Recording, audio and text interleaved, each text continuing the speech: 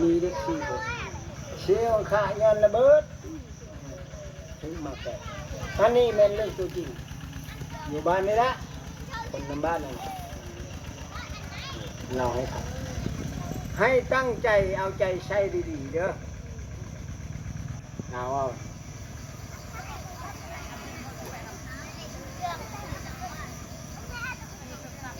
ไปชื่อราชนีอยู่บ้านนาบ่อเมืองสิผลอายุ17 ปี3 ปีข้างหลังค่อยได้เป็นคนเล็กเศษตึกระเบิดแขนขาดตาค่อยก็บอดแขนค่อยก็ขาดในมือค่อยก็กุดไปช่องนี้เนาะ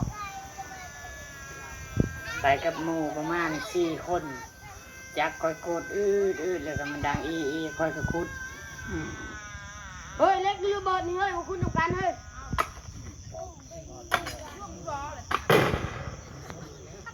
แตกบึ้นขึ้นเลยค่อยก็เมื่อคนเลย